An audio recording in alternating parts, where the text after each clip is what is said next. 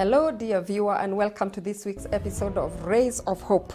We are glad that you're here, and we're very happy that in studio today we have wonderful guests who will take us through today's topic on stewardship, and more specifically, nurturing students. Now, in the last few weeks, we have been treated, or we've woken up to news of schools being banned here and there.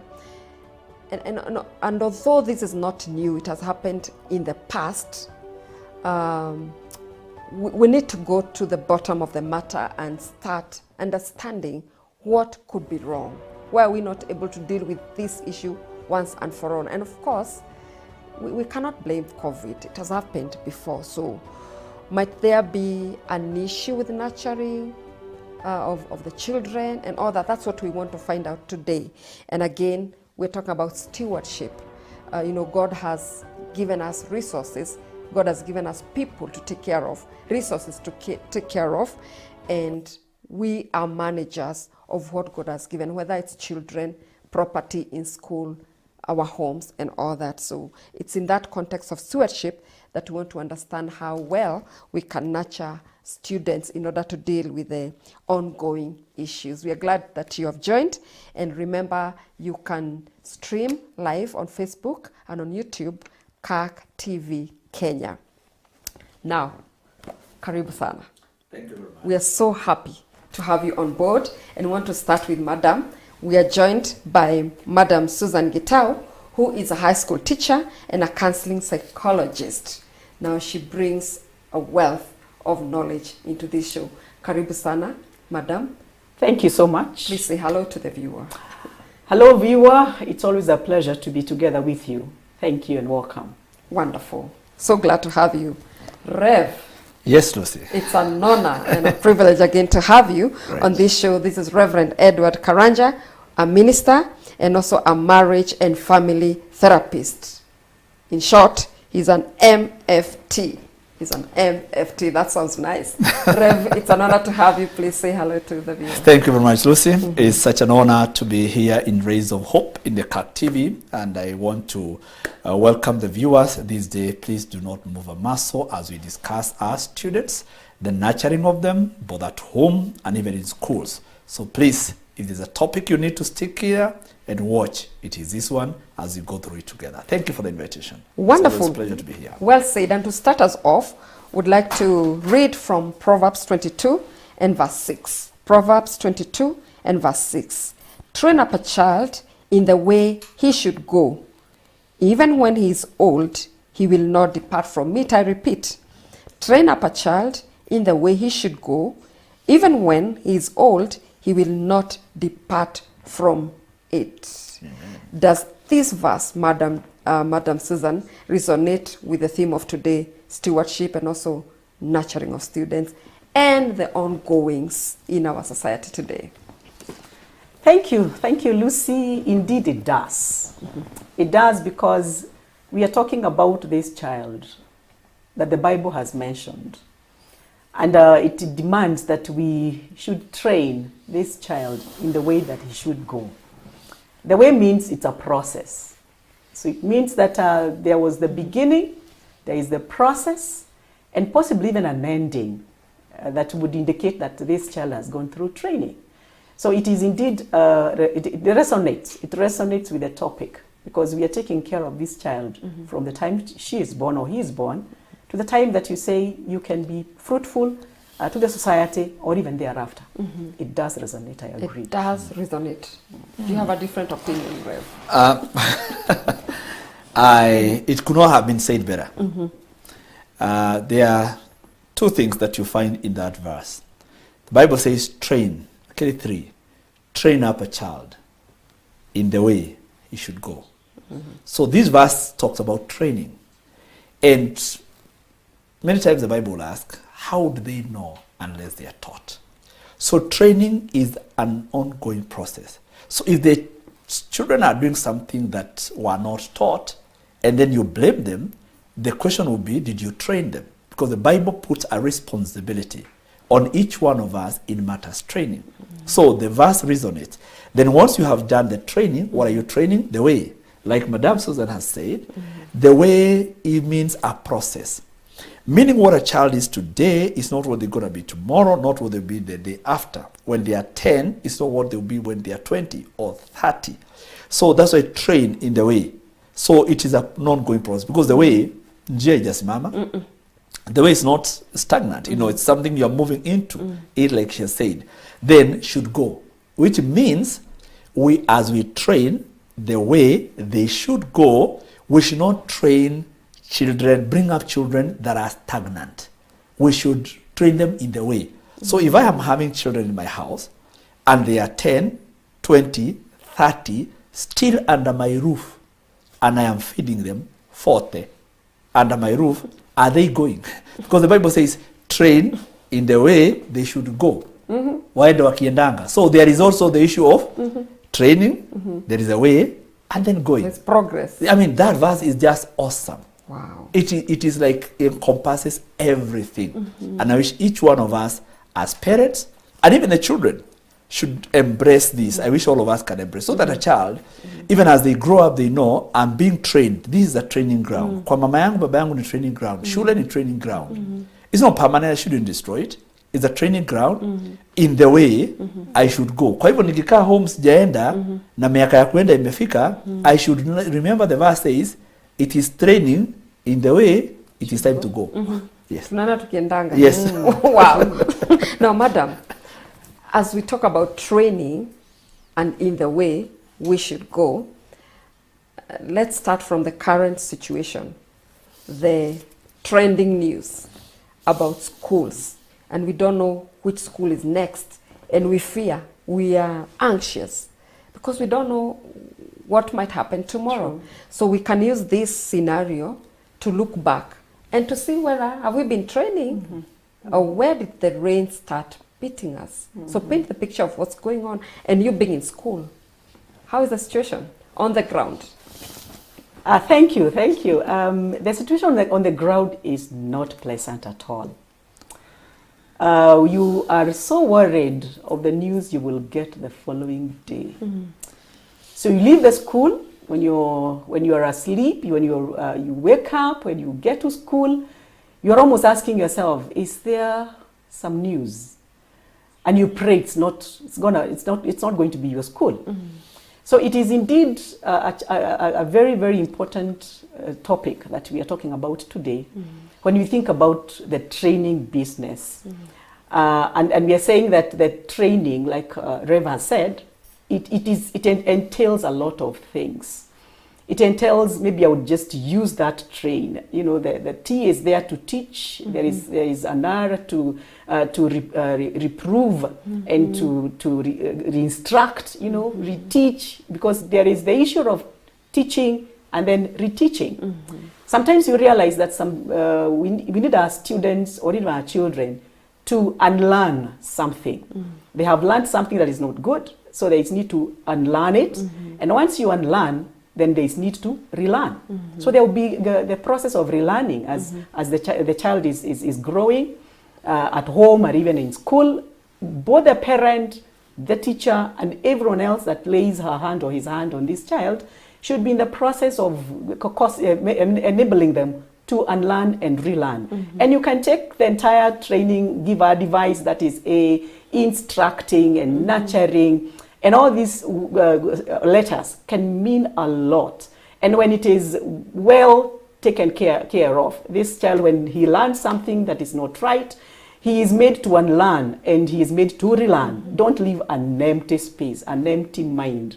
Because of course, an idle mind is the devil's workshop. And therefore it is important for us, all those that are involved, call it the parent, call it the teacher, and even the significant others, the people that interact with this child, we should be involved, deliberately to ensure that this child is trained all the way. So you talk about the situation on the ground today. It actually tells us there must be certain gaps. Gaps in the training, gaps in the teaching, as it were. Right from possibly at home and then at school and everywhere else. Maybe even in the church, there are gaps. Because when the child wakes up one morning and you spill over the petrol a building and then you lit a fire, honestly, that tells you there is some gap. If this child had been trained to take care of the property that is placed on his hand, then it is important to also see there is some place where they did unlearn that. So how do we cause them to learn again? So it's a whole process, I agree. And because of lack of proper training, that is where we are today. And I think it is everyone, including the government. They have a place. Each one of us has a place to ensure that this child does not destroy the property that makes him a better person, makes him the doctor, makes him the pilot, makes him the lawyer. When you're destroying what builds you, that tells you there is something really wrong in the process of the training. There are gaps. There are gaps. As you rightly said. Yeah, there are gaps. Rev, can we blame COVID for the unlearning of what used to be valuable? Thank you very much. One, in my opinion, we cannot, blame COVID for the unlearning, because if the period the child was at home, they unlearned all they had learned in school. So by the time they come back to school, they have no morals, they are burning around. What will happen when those children complete Form 4 and they go to the field? Who will chase them with the teaching if all they relied on was the teachers? I guess because we are talking about nurturing here, the nurturing we are talking about, it is all encompassing. That is the teacher, the parent, and the child themselves. It is good to understand what kind of children are we having. When you talk about one getting petrol, like Madam Susan has said, and then tossing a building with this petrol, what kind of movies have that child been watching? It is movies that make the one who burns a building a hero. A hero. One who shoots a car and the car rolls 10 times a hero. So that becomes nice to watch. So as the child tosses and they make the petrol bomb maybe and throw to a building and they tell everybody else to get out. And by the way, there are girls and boys that like that do this. They toss it and they wait and see whether this building will blow out. Like Olympias or State House come down, White House down, It is fun to see that happening. Why? I never built the school. I am not going to contribute to build it. My daddy will do it. So there is the issue of what has the child been watching at home? What the child has been watching, what has it done to the mind? So during COVID, where you can blame now COVID is because maybe the child had more time to watch those things. But it's not because COVID came. It's because the parents from the word government before COVID, they did not nurture these guys well. They were still missing in action. They were still missing in action. The gaps that have been mentioned, they were still missing in action. So you'll have the issue of the part of the parents not censoring even what the children are watching. And it gets to the mind, and this is a young mind. So that gets into, the child's mind gets assimilated into that violence and celebrating the violence. Now, the child also knows, I can sit at home, watch the TV, watch the movie. There is a house girl in this home who can cook, who can prepare this and the other for me. So I have no responsibility. That child goes to school without a sense of responsibility. The teachers, and Madam Susan is a teacher, the teachers who are also younger, maybe in their 20s, and others, a little bit late 20s, mid 20s, and they are high school teachers, and some primary school teachers, already graduates. What kind of environment did the teacher grow up in? Did the teacher also grow up in that environment where they watched the movies, they watched everything? So you find the same teacher will come to school, get hold of the teenagers who are their students and their peers. You have we have a 17, 16-year-old student, people in school. We have a 22, 23-year-old teacher, a BOT teacher, a new graduate here. These are age mates. Generation Z. Yeah, Generation Z. True. These are age mates. They talk about soccer, all of them together. Man U, Man City are playing. So today we can do away without preps and we all go watch football. By the way, the schools today will even allow students to go and watch football because there's an important game that is going on. There's even a school that almost rioted because they were denied to watch a game. So, and because even the teacher themselves, they want to watch game because they are fans of the team, what do I do? I can watch. So hakuna mwalimu mwanafunzi, they have become peers. So unaona ile nurturing that missed at home, it's now missing also in school. So even the issue of the authority between the mwalimu and the mwanafunzi has lacked. At home, now the teachers who are in their 40s and 50s, they are the parents of the students. At home, they don't ask them questions. They are the ones who allow their children to sit and watch the TV and even don't wash the clothes. Somebody washes the clothes for them. When the teacher and their 40s and 50s, you see, when we were 20s, akiangalia 19-year-old, their peers. Now we were 40s and 50s, akiangalia wanafunzi that are in their 16, 15, they are their children. So the same way, anadekeza the children at home and looks at the 15-year-old as a baby, 16 as a baby. She or he goes to school, looks at a Form 1, Form 2, and you will hear them telling us, oh, tuliletewa watoto, hata ukiwaangalia vile tunatembea, they are so, they are so little babies. So the 40-year-old, 50-year-old teacher is looking at the students as babies. And these are not babies, for heaven's sake. Mtu anajua kwenda kununua petroli ya kuja. They are not babies. They are not. So now, the child misses in the nurturing. That's what we're talking about, the nurturing. The gaps in the nurturing. The gaps in the nurturing, because ilitoka nyumbani, imeingia shuleni. So even in school, you'll even see sometimes the way the teachers will behave with the students.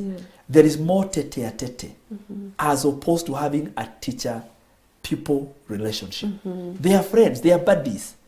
They hang around like they are buddies. So because they are senior teachers treating these ones as babies, they are younger teachers treating them as their colleagues and their peers. So that also comes in around there. So there is that kind of care attitude. Of course, there is the issue of the government as well. The government is overcrowding schools in a very big way. You hear they are telling us 100% transition to high school. We do not have any new buildings coming up. No new schools that have been established. You still have the traditional national schools where every child wants to go to them. Those schools used to have cubicles. Today they are all dormitories. A cubicle that was for 4 people, now that cubicle has like 8 people. They are all crammed over there. So these children also kind of get frustrated when they get in there. So the stress levels are also there. So the gaps in the nurturing is at home, is at school, and also in the authorities that we have. And when we talk about the government, we are talking about BNU. Because we are the same guys that are in the government. We elect these guys into the offices. We are the ones who line up when an MP is bringing the CDF checks, and call all the meeting and give us CDF checks of 1,000 each, and 2,000 each, and 500 shillings, and we are all there queuing, and we are the ones who elected them. So when we talk about the gaps in nurturing, it is all round. It's all round. Yes.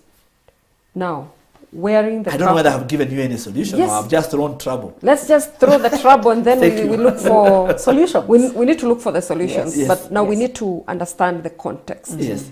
Rev has talked about the gaps in the nurturing in terms of the teachers and the boundaries that are becoming more blurred and all that. Now wearing the cap of a parent and also a teacher in a high school.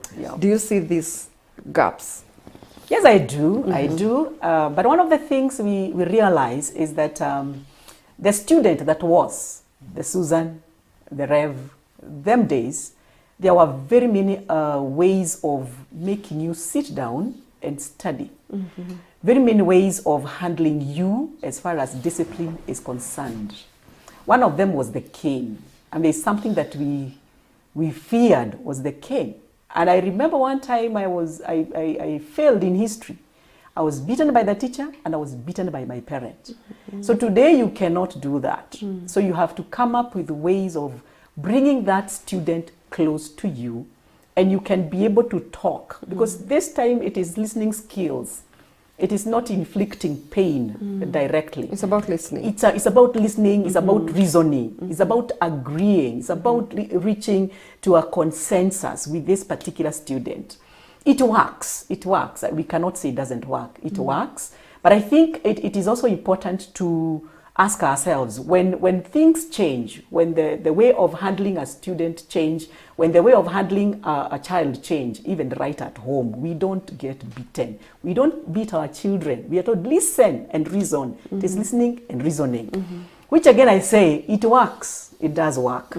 But it's also important for us to ask ourselves, when we get to the format of listening and reasoning, what are the challenges that are brought along by this particular format, so that we can put in place solutions to the challenges that you might come across. Like for instance, and that is what I think one of the big problems that we have. We do not look beyond the introduction of a certain format of dealing with an issue. We say COVID may not be, is not indeed a reason as to why banning is going on. But I want to look at what Rev has mentioned, that they watched anything. Of course, it's very evident as a teacher. 9 months. They watched. I'm telling you, they watched. They watched it and everything else that they were able to put their eyes on. They watched everything. And so we would see it right now. And I think the fruits are coming out now among the students. We did not ask ourselves, what are these seeds that were planted during COVID time? And how do we deal with the seeds, right? The parent needed to address that, like what Trevor said. The teacher also needs to address that. Okay, we tried our best, but we also realized with the issue of the period of time that we have, they still, you are rushing through the syllabus. You need to cover the syllabus. You need to revise and revise well, because at the end of the day, results would be needed. Yes, and I need the results. The parent needs results, and even the child needs the results. So we have a number of things that we are handling. The basket is full of things. So when I have to address those issues, I may not have addressed the issues fully. Because I know we had programs. There were programs that were introduced after the students went back to school, and then after that we addressed those issues. But at the end of the day, it is the syllabus coverage that matters. So you are running after the syllabus, and the fruits of the issues that this boy or this girl has went through are now ripe. So you are wondering whether to cover the syllabus or to first of all deal with the issues, or you do both. By the way, we do both as it looks now. We should be doing both. So I think that's the major issue. The fact that this student has also so much. I have so much as a teacher. The student has so much as a student. At the same time, the time is limited. We would not have possibly even crushed the government, having given the students a break. It is welcome. But because we actually realize they have enough pressure. So they have enough pressure. And therefore, when we look at that student who is really struggling to cover the syllabus, the student who is struggling with these issues, at the end of the day, that pressure just has to burst and exit in a certain way. Unfortunately, it is exiting in a very bad way, banning the school. But we want to say that it is because of all those things put together. The issues that would have come up as a result of all these experiences along the way needed to be addressed thoroughly by the parent, by the teacher, by the government. And it's not late. We are still addressing them. It's not late. And I like the point where you're ending. It's not too late. It's not because late. It can really be overwhelming. No. Yeah. The basket seems so full. At the school, you're dealing with so much, with very limited time and all that. And we need a lot of unlearning and relearning and all this in order to continue training. But then we want to look at where we should begin. All is not lost. All is not lost. It's not too late. True. No. It's not too late. And I want us to take a short break. Thank you. We take a short break because it's getting interesting, because we want to get to the roots. We want to get to the place. What do we do? Because we are all looking for answers. All right. What shall we do? And I believe even you viewer, that's a question you have. Fine, we have all these problems, then what next? So please don't go away. We are taking a short break. We will be right back. Amen.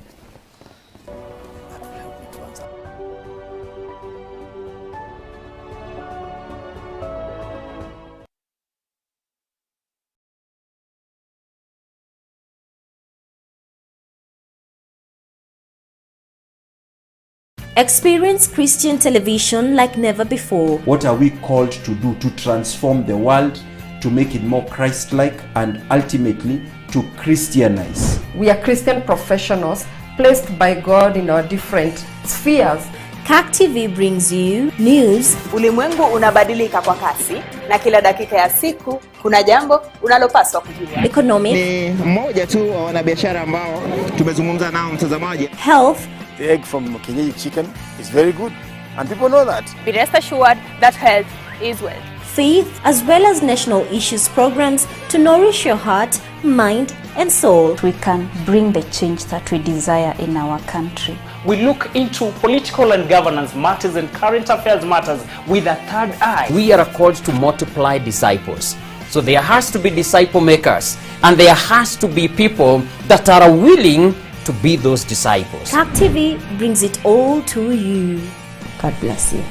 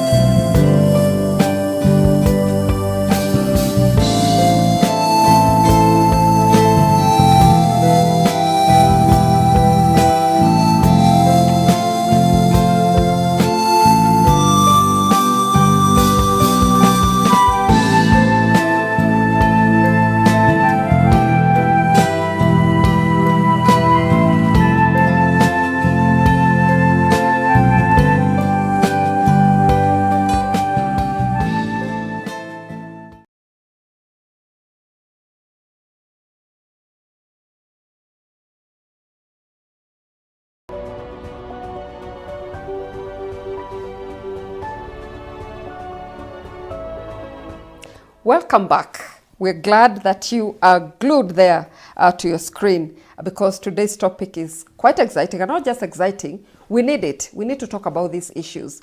We need to face this giant of what is going on in our schools.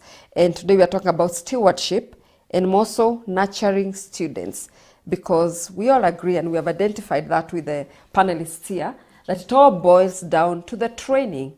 And at the beginning of the show, we read from Proverbs 22 and verse 6, the need to train a child in the way they should go. In the way they should go. Yes. And because we are not static, we're dynamic, we're moving, and we should see that progress. So thank you for remaining there and tuning in. We continue. Amen. Now, we ended at the point where we recognize that there's a lot that's going on. Yes. The teachers might be overwhelmed over there. Yes. We're all asking all these questions, but surely there is a way out. True. There is. We must begin somewhere. Yes. Where do we begin, Rev? One, as we left and went for the break, Madam Susan, who is the teacher, said that the break that the government announced for the students was important. And it was necessary that they go on the midterm break because of the pressure and all that. But it's good to also put a small rider that we shouldn't encourage that. That when the children want a break, they ban. They ban. That is like a child throwing tantrums in the house, then you give them what they want. When the supermarket. Say, or the supermarket. You go to the supermarket, the child, and you decide today I'm not buying sweets, and you would agree on that when you are leaving home. And you say, we are going to supermarket, we are buying milk and bread. And personally, I have trained my children that. Then you give the supermarket, and the child starts saying, oh, I want candy, I wanted chocolate. And they start throwing them to the floor. And because of the drama, you decide, fine, let me buy the chocolate. After all, it's only 100 shillings. You know, that is exactly what the students did. Because the students, and I hope, I pray that teachers were not behind it. they want. At least we know Susan was not behind it. We don't know about the rest. We just trust that the teachers are not behind it. The children the calendar have been released, that the children are going to be home for this period. They go back to school and they stay until December 23rd. They come home. These guys go to school and they decide, you know what? We're not going to stay until 23rd. We are going to throw stuff around here, burn and do whatever so that we can go home. And then we succumb. So tomorrow, if the children decide and say, by the way, the menu here is not good. We need this menu. If you don't provide, they riot. And then probably the teachers will call us, like most of them do. At least I know I have been called. And I hope they, where my son is, I hope they are not watching. They keep calling us and tell us, oh, we need to add some motivation money for the teachers. We motivate them to do what we pay them to do. And we are There's a lot of motivation going on. Yes, you are told, any motivation ni lazima. Remember, you need to pay the motivation fee. You need to pay the remedy, the morning classes teachers are doing. You ask to do all this stuff, and then you give that money. So if the student asks for something, is the principal going to call the parents and tell them, the children have said they want an extra sausage, we need to provide. Suppose they come home because they have not in school. If we riot and ban, we get a midterm. So at home, maybe your teenager will come and say, I think I want a glass of wine with my meal. And if you don't do it, I'm going to burn your car like I did in school. I'm going to burn the house like I did in school. So there is that, I think what I was saying to say, succumbing to the pressure by the children was not wise. We might not be nurturing the right thing. We're not nurturing the right thing. The break was necessary. It ought to have been seen before, but the moment we gave it as a result of the children as the pressure, it is not good in nurturing. The break was necessary, ought to have been given before they ask, and that's why you say a leader, you see where the rest are not seen first. You don't let them see before you. So the ministry officials ought to have seen the break, because many of us, even when you saw the calendar, say, no, this is too long, they needed a small weekend break. Now that they have given it, because the students have asked, what else are they going to ask? What is the future generation going to be asking? So we would want to nurture, and my first place in nurturing is training ourselves, our children, parents, teachers, and everyone, including the government, to respect the rule of law. So if there are regulations in school, every parent, every child signs them. Live by them. By the time you open the school, you knew we will be home until this December. Live by it. You are a government officer. You know what the traffic rule says. You should not overlap. Don't overlap. If every one of us would, the first naturally, tuzoe kuheshimu sheria na tuipende.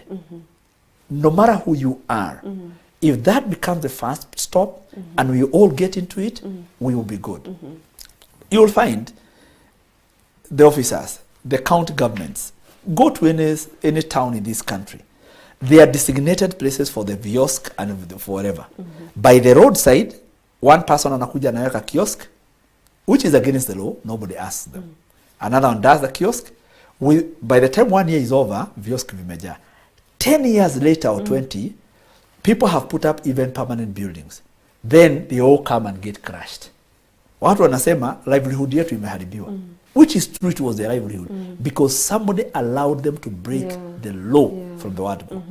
People who are living along the railway line, all those houses that got brought down, including permanent houses, is because somebody decided not to follow the law from the word go.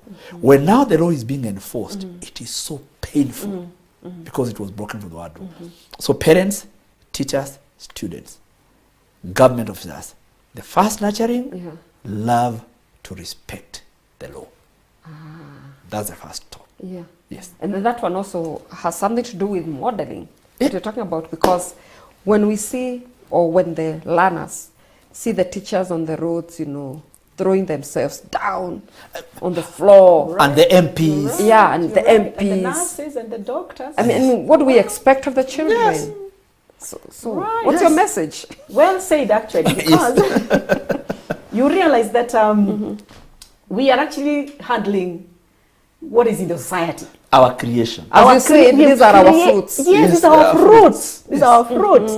And it is true, because if I would see the teacher demonstrating, the doctor demonstrating, and all other professionals demonstrating, because their cries were not heard, their grievances were not addressed. I have a grievance as well. If it's not addressed, which way do I go? I will go through the same way that I saw. Modeling comes in there. And I want to say, even as I appreciate Rev a lot, that it would not be prudent for any teacher to be behind any kind of this kind of work, because you know, when you go home, even these 3 days are affecting the coverage of the syllabus and work to be done. Why? You had planned for the entire term. So when a break comes in, you'd have to reorganize yourself. So any teacher who would find herself or himself appreciating this for purposes of what is happening, it is not wise. But again, we are asking ourselves, these are the decisions we make, and we say we have temporarily solved a problem, but we also look at what are the challenges that Rev has said, what are the challenges that might come along maybe later as a result of this decision that you have made. So we would be asking ourselves, now that they would go out, we have a next term. If there is no midterm, what happens? So we would be able to organize ourselves and address the challenges early enough, so that they would not, even if they were to ask for something, there is already a plan put in place. So that is one. Number two, I would say that whatever we get in school is as a result of a certain child that was molded in the family by whoever it is. Is it a guardian? Is it a grandmother? Is it a grandfather? Or whoever it is that takes care of this child, including the neighbors, including the parents, you know. So as we take these children to the teacher, there is already a foundation. So if that foundation is shaky, it is not there, it's absent, you can be certain that you cannot put in a stone on a wall where there are 3 stones that are not placed.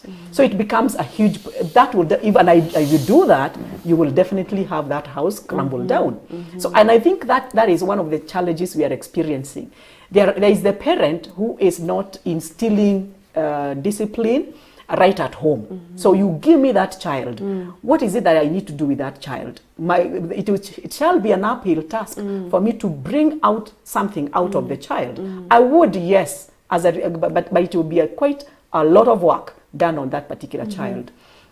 So we would say that the beginning is very, very important. So that the parent that is having a small child, it is important to have a very good foundation.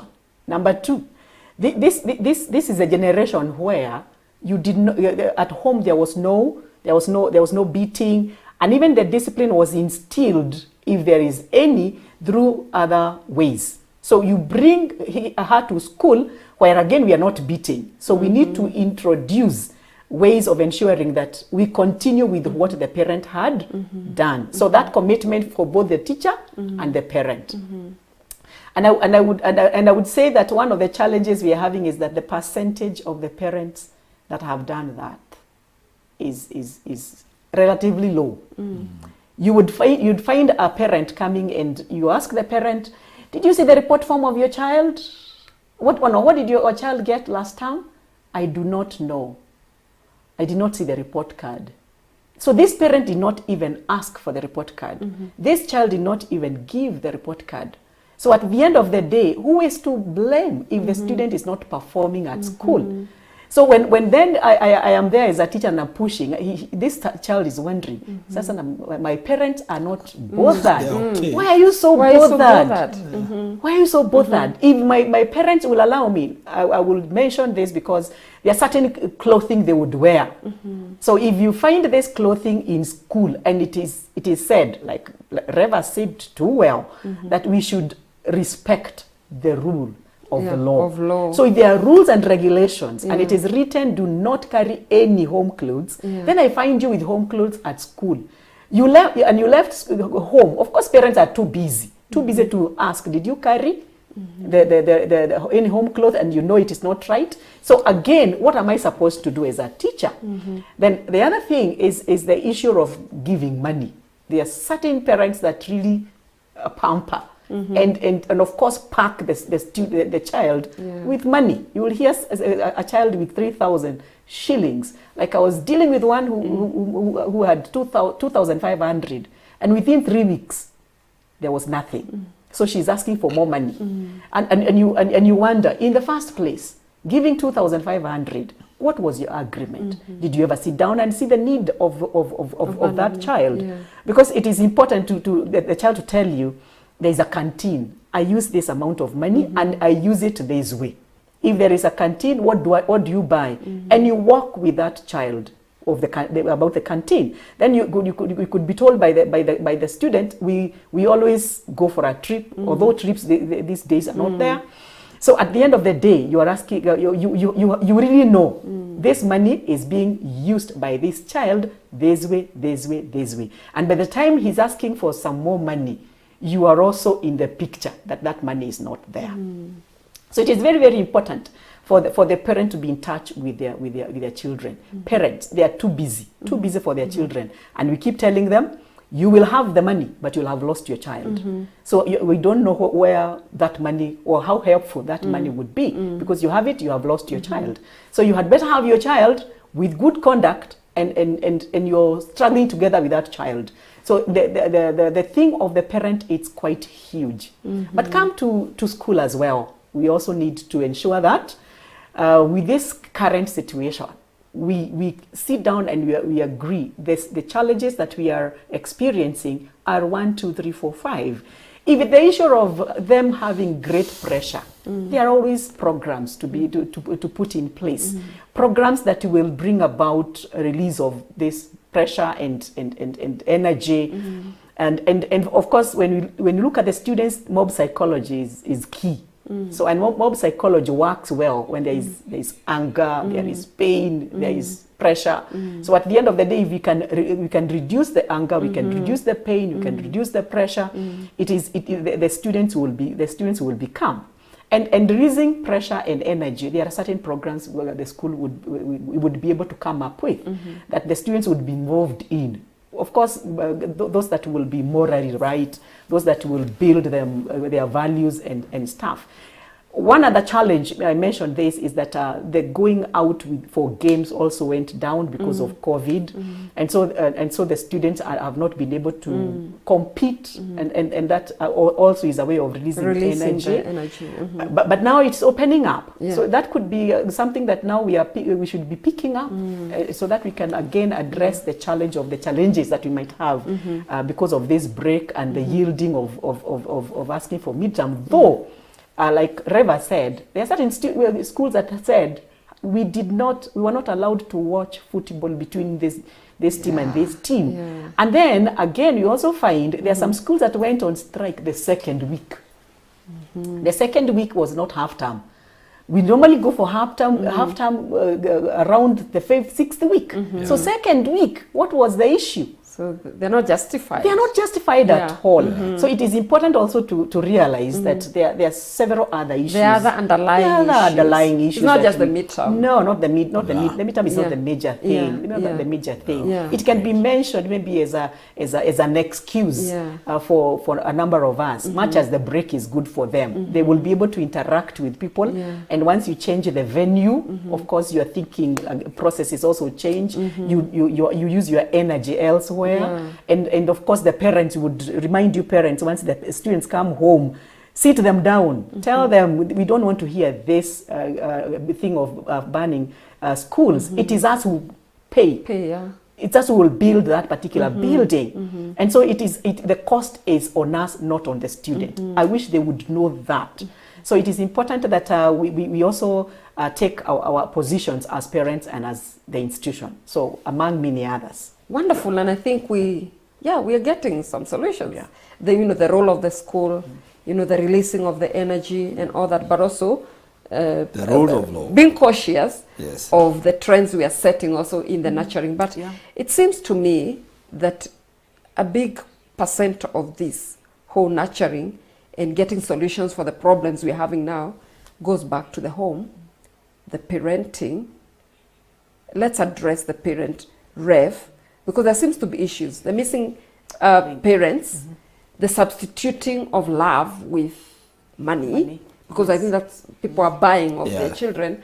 And somebody somewhere said that this generation of parents, I don't know whether they're the Kababa generation, they have come of age and they're transferring the same now. All these issues, parenting. They're the ones I just mentioned and said, the parents that we are having today are the ones that today are in school as teachers, looking at the children as their babies. Others are the Kababa that have graduated and now looking at the children as the students as their age mates. So that becomes a challenge. At home, there are a few things that I have had, Susan talk before. And one of it is that you can never delegate the role of parenting. You can never delegate it to anybody else. There is a visiting day in school. There is an academic clinic in school. I cannot delegate that to my brother, to my cousin, to my house girl, to my shamba boy, to the gardener, to whoever. However busy you are. However busy I am. The first priority is the baby. I need to be there for the child. Not to go and pamper, because many people would want to go for the academic clinic, not so that they understand how their child is performing in school, but so that they can get the opportunity to take food to them and drinks to them. So I would say, let the parents be the parents. You are first a parent before you are a friend to your child. If you find yourself cultivating friendship more than parenting your child, then someone is lying to the other. If you're 8-year-old, 12-year-old, 13, 15-year-old is your best friend, that I'm hanging out with my son, we are best of friends, kuna mtu anadanganya mwingine. Naturally, a 12,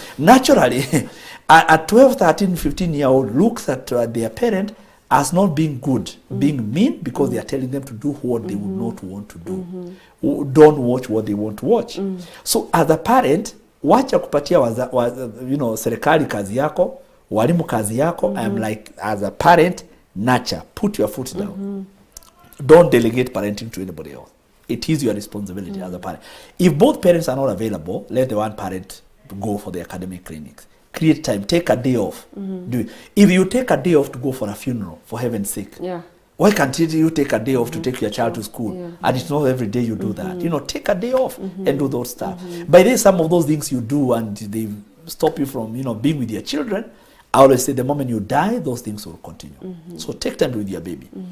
From 0 to 7, the child creates trust with the parent. So be there so that they create trust. Then from 8 to 13, they start doubting. The trust you created in stage 1 carries them through in stage 2. As a teenager, they look at you as being hopeless, outdated. They don't want to listen to you. They don't want to walk with you. They don't want to walk with you. They want to be away. But in that moment, still instruct them. Put your foot down.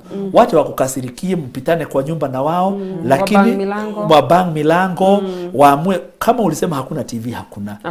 And I am saying this as a father who has nurtured. Our daughter is in 4th year at the university. I have a son who is a form 3 at the high school.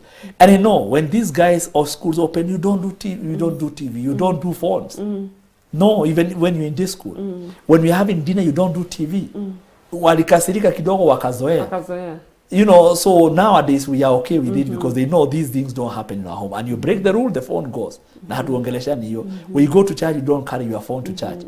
And by then I'm a pastor and I still preach and give people Holy Communion. But when I'm home, I am first a father to those children before I am anything else to them. So I'm saying parents, take the first responsibility.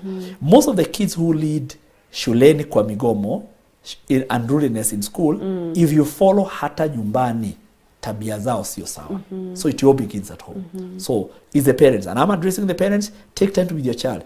What you do, children also learn more by seeing, not hearing. You taking alcohol at home, you abusing one another at home, you are fighting with your wife and your husband, the child takes it like it is kawaida to happen. And they can easily carry those behaviors where they are going to. So parents, take the first step in training. Hence, the fruits. Yes. So we can start nurturing and learning, relearning, so that now we instill the right things, nurture, and by we're going to harvest the right fruits. Now we must bring this to a close, and Seriously? I know we've just scratched True. the surface, and there's much more to this. Of course, we will call upon you other times, but parting short, what have we said? You can tell the viewer in a statement. What have we said in this program, Madam? Thank you. Hear us again, parents and everyone else viewing us. It is important for us to know our responsibility, and especially concerning that particular child, not the farms, not the businesses, concerning that particular child. Take it upon yourself to do your part. And when all of us have done our part, then this child would be fully trained and he will be productive and resourceful in the society and even to yourself. Thank you so much. Well Wish you put. well. Amen. Well put. Thank you, Madam. Rev, finally, brethren, like the finally. Finally, brethren. Yes. Proverbs 22 verses 6. Train. Parent, what you want to see in your child, train. Don't leave it to anybody else. Train. That way which you want your child to go, the path you want them to follow, show them the path. Time to go. Train the way they should go. When it is time to let your child go, let them go. Teach them how to swim, sometimes by throwing them into the water. Let them go. God bless you. As we said, it's training on the way, to go. Right. Tunaenda tukiendanga. Yes. And even now here we must wrap this up. Na tuende tukiendanga. So thank you very much for your time. Thank you. That was You're most amazing. welcome. And you've really taught us a lot. And as we say in this show, because it's a raise of hope, we want to have hope. Yes. Create, inspire resilience, courage, and hope. We want to be doers of the things that we learn. So please keep that in mind and do what we have learned. Thank you very much for keeping it CAC TV and also remaining on Rays of Hope. Take care. There is hope. All is not lost because our hope is founded in Jesus Christ. Amen. Take care and God bless you. Amen. Finally, brethren.